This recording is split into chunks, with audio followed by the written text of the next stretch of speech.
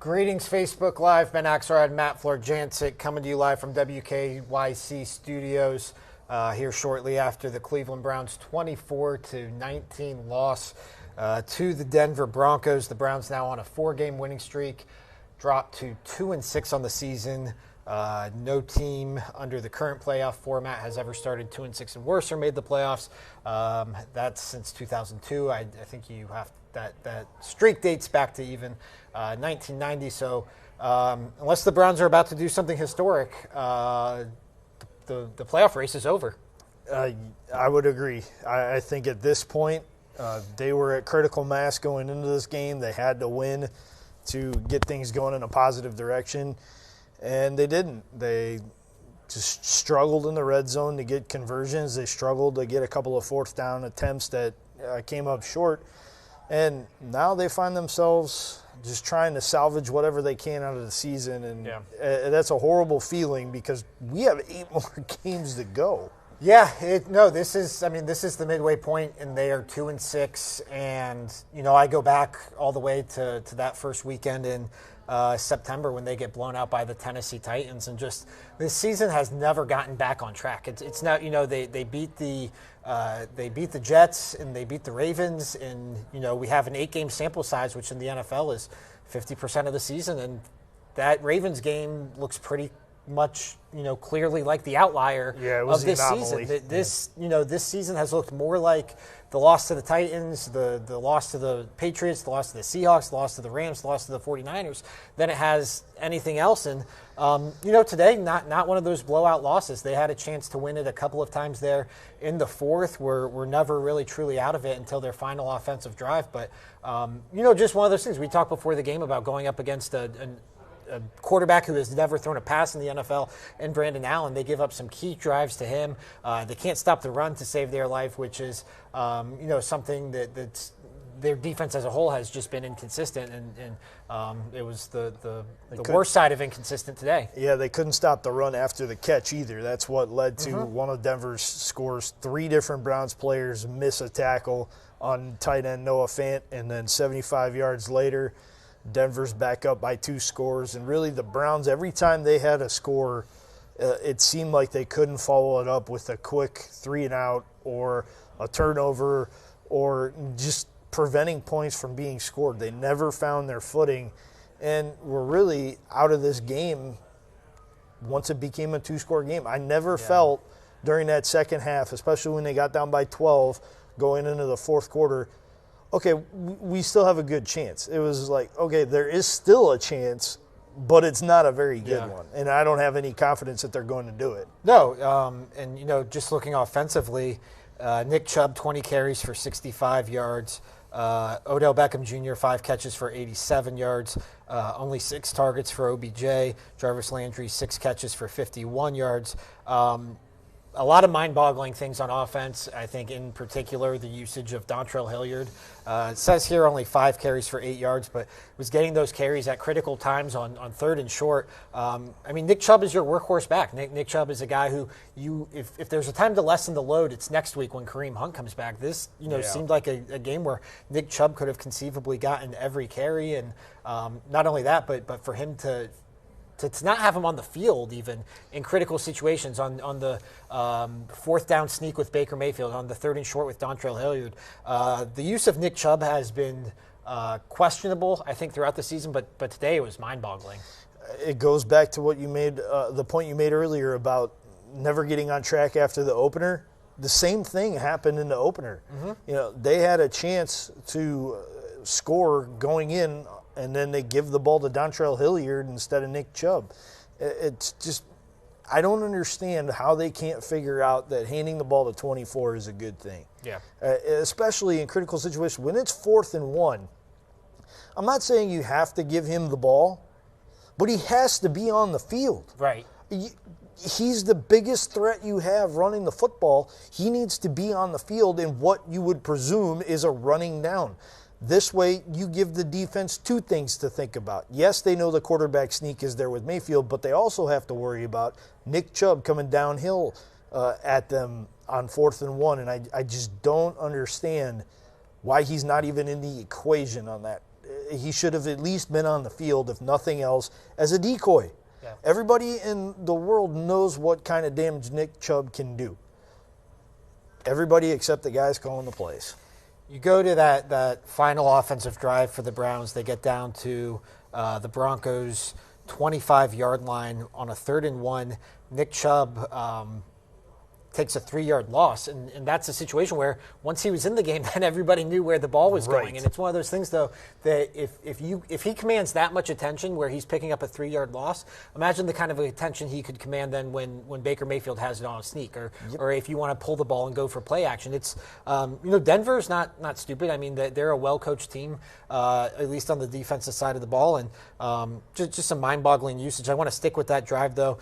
Nick Chubb takes the 3-yard loss, takes you to 4th and 4 at the Denver 28. The Browns' final drive with 3:23 left, no timeouts, and that's another story we can hit on. But Baker Mayfield just drops back, locks in on Jarvis Landry for a well-defended pass, incomplete, and 4 plays later, the game's over. Odell Beckham Jr. appeared to be open. It appeared to have Chris Harris beat. He's a guy who can go up and make contested plays. He's a guy who certainly has the speed. According to CBS, their sideline reporter, Jay Feely, he said, I want to get this quote right, he said, "I can't get the ball to save my life." He disputed in the locker room whether or not that's what he actually said, but also didn't seem to issue a firm denial of it either. So some cracks starting to show with this Browns team. I think that happens with any losing team in the NFL. But, for all that's gone wrong with this team, we started to see it maybe fall apart a little bit with Baker Mayfield in his press conference this week. But, Jermaine Whitehead on Twitter now threatening radio hosts in Cleveland. This is starting to feel like same old Browns. The wheels have completely come off the wagon at this point. I mean, it's one thing to get upset with a reporter and to walk out early of a press conference. We've seen other people do it. Bill Belichick has done it in his career where he says, "I'm not going to answer the question." Somebody else asks him another question that he just said he wasn't going to answer, and he walks out. He also has, more Super Bowl rings than you can fit on one hand. Mm-hmm. That was really one of the first cracks in the armor. And then, with Odell, I get the frustration. He knows what kind of player he is. He knows what kind of impact he can make. But when you don't get the ball, it is very frustrating. And then Jermaine Whitehead, after the game, his comments were absolutely over the line. He ended up getting his Twitter account suspended because he just went on an epic rant, and I'm not sure he should be making the flight home. And I'm not sure he's a bottom of the roster type guy. 2, he's been an ineffective player, and 3, to tweet the things he was tweeting after the game while still in his uniform, and to go at a guy in Dustin Fox who is hosts a pregame show or a postgame show for the Browns official radio network. I'm just not sure that's gonna that'd be a pretty bad message, I think, for the Browns to stand by that. Oh yeah, I can't imagine there's any way they defend this. And this is a guy I remember back to OTAs. Steve Wilkes was asked about what Jermaine Whitehead brings to the team, and the first thing he mentioned was the great leadership that Jermaine Whitehead had. Now, when your season starts to go off the rails, leadership would step up and prevent people from tweeting those kind of messages after the game. Not tweet them themselves. Like I said, not sure he should have made the flight home. Not sure how much longer he has on the team. The only thing helping him right now is none of the Browns' safeties can get healthy. So that might keep him on the roster, but keep in mind, you make those kind of comments in a week where you know that they have to make a roster move to put Kareem Hunt on the active 53-man roster, you are making it very easy for people to move on from you. Yeah, and it might just be academic at that point. You mentioned the flight home, and a lot of people wondering if Freddie Kitchens is going to be on that proverbial flight home. It's 8:55 p.m. What time do you think you and I can safely go to bed without writing a Freddie Kitchens is fired story? Well, it's about a 3-hour, maybe 3.5-hour flight to Denver. I don't want to worry you, but Jay Gruden was fired, I believe, at 5 in the morning. I have Eastern time. I'm going to pre-write it anyway, regardless of when it's going to happen.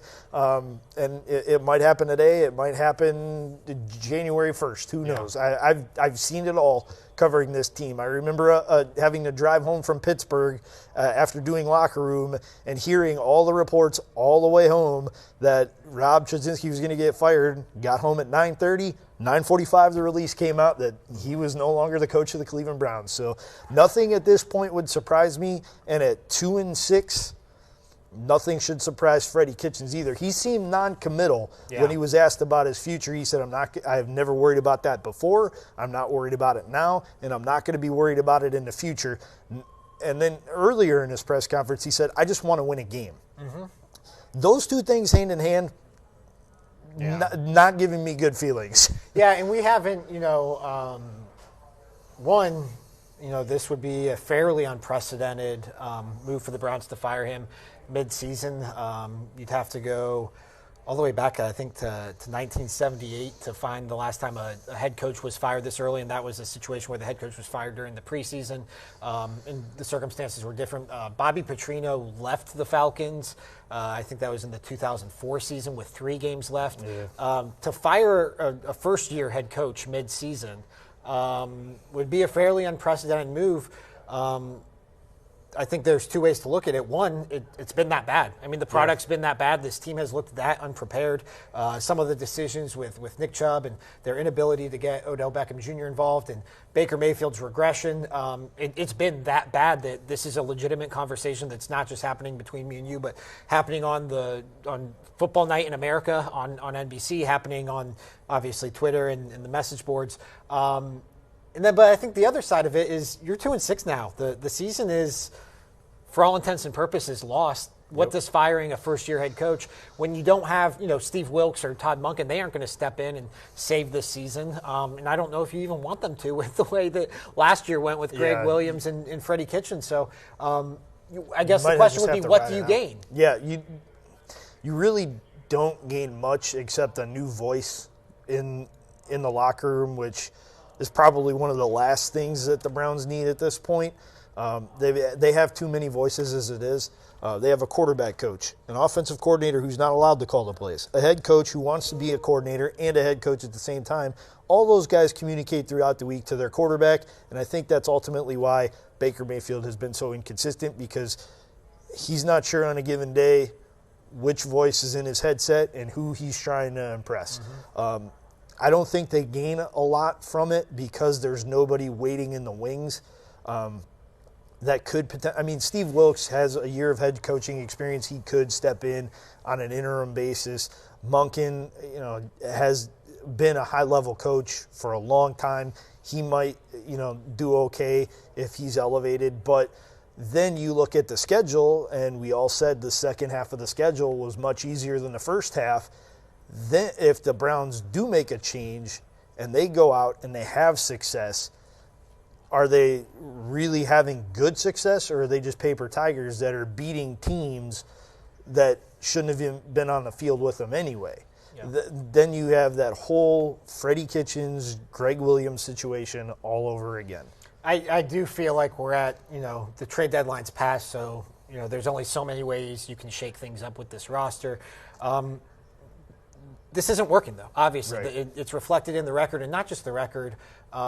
Stuff like, Jarvis and Odell having to be told they have to change cleats at halftime. Little stuff like that. Jermaine how does that even get to the game? Right, and I don't... How do you even get on the field knowing that you're just attracting attention to yourself? And, for all the times that they spend talking about, I don't get calls, I get all the blame, this, that, and the third, don't be a distraction. Just show up, be within the rules. Is it that hard to play within the rules? Yeah, I don't... And it's something that, you go back to this coaching search, and right now it looks like the coaching search has been a failed experiment. Did they give Baker Mayfield too much power in this coaching search? There was all this thought that, Freddie was Baker's guy. Did they... the Browns have had such a problem having stars, in a lack of star power. Now they have some stars, Baker Mayfield, Jarvis Landry, Odell Beckham Jr., and it doesn't seem like they know how to handle, having these big personalities and these big, egos in their locker room. This goes back to even before they drafted Johnny Manziel, but especially when they drafted Johnny Manziel, they have no idea how to handle him. Yep. Whether it's on the field or off, it just seems like they're always sledding uphill with their star players. They don't know how to manage not only their players, but also the expectations that come with drafting those players. And they're finding out the hard way that when you put a lot of egos in a locker room, if you don't have somebody that can manage that, it runs amok, and we have what we have right now. Yeah, I mean, I think, there was a lot of optimism for the Browns entering the season. I was optimistic. You were optimistic. Yep. Everyone, we know is optimistic. And that was a lot, that was largely due to the talent on this roster, the idea that Baker Mayfield was going to take a big step forward, as quarterbacks so often do in their second year after promising rookie seasons. And just that hasn't happened this year. And, outside of the talent, the coaching staff was inexperienced. The organization has not proven any sort of ability to consistently put together a proven winner. And here we are, 2-6, entering the second half of the season with playoff hopes already all but over. Pretty much dashed, yeah. At this point, you'd have to realistically. Baltimore's up 16-0 on the Patriots right now. Yeah, that puts you 4 games back. That puts you 4 games back. Realistically, running the table might not even be enough at this point. It may get you into the wild card discussion, but they haven't earned any sort of benefit of the doubt in that regard either. No, you don't. You can't look at what they've done the first 8 games and say it's miraculously going to right itself and everything's going to be sledding in a positive direction. You just can't do it. They haven't shown you any reason to be hopeful, and like you said, they don't deserve the benefit of the doubt at this point because they haven't delivered on pretty much anything that they talked about in the preseason. Yep, it's going to take quite literally something miraculous, and I don't see that happening. Their attempt, though, to create a miracle here in late 2019 will begin next week back at First Energy Stadium with the Browns hosting the Buffalo Bills, who have been one of the more pleasantly surprising teams. 2 of the most surprising teams in the NFL, one pleasantly, one disappointing. So 2 games in 5 days next week. Yep. They get the Bills on Sunday. They get the Steelers at home on Thursday night. We're going to learn a lot more about this team and what kind of fight they have. Both Baker and Freddie talked about the fight that's within this team. Now's as good a time as any to show it because your season's on the line here. Yep, and we will see. We'll have you covered throughout the night, into the morning, and throughout the week on WKYC.com. Could be a very interesting couple of days here for the Cleveland Browns. But that's going to do it for us on Facebook Live tonight. For Matt Florjancic, I am Ben Axelrod. Thank you for watching on Facebook Live.